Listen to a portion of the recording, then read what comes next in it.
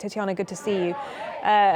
Well, we can hear some of the chanting behind you. Strong reaction continuing to that executive order by the president.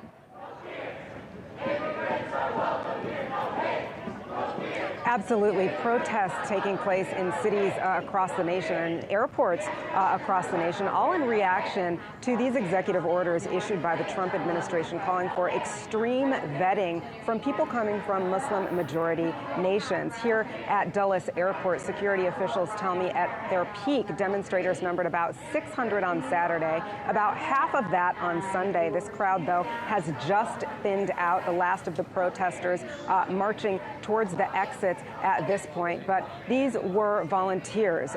They were lawyers. They were friends and family waiting for their loved ones to clear customs and enter the United States. They were chanting slogans like "Let them in." They were chanting other slogans like "Say it loud, say it clear, refugees are welcome here." This was a bipartisan group of people, Republicans, Democrats, people from all races, all religions, many of them telling me that they will continue to come back here. They will continue to make their voices heard at protests in the Washington, D.C. area and around the country because they say, Malene, this is just an issue that they don't see going away anytime soon. Tetiana, there has been a lot of confusion on the implementation of the order, and we've heard now from the head of Homeland Security that green card holders will not be blocked.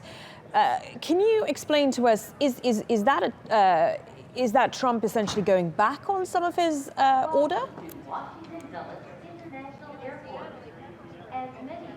Well, what that is federal judges from several states issuing something called a temporary restraining order against some of these orders that come in the actions that Donald Trump approved. Most recently here in Virginia, a federal judge issued orders on Sunday actually requiring that U.S. green card holders from these countries in question not be turned back from the United States once they got here. This order also requires that any detainees have the right to seek counsel. They have the right to talk to a lawyer. But the issue, and where some of the confusion lies, is that a number of the lawyers that I've spoken to say that is just not happening. They're not being granted access to any of these people who might need to seek counsel. There's also confusion across the country when it comes to this, because as I mentioned, several federal judges have issued these type of orders. And it's not only presenting problems for the lawyers, it's also actually presenting problems for U.S. lawmakers who are seeking information from Customs and Border Patrol about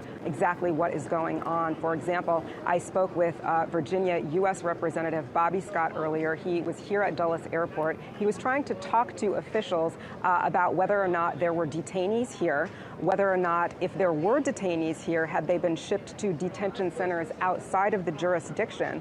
And he was not given any answers. He was essentially blocked. He was also told that he was not allowed to go back into the detention area to assess the situation for himself. But when it comes to the Trump administration, they say that these executive orders are working smoothly.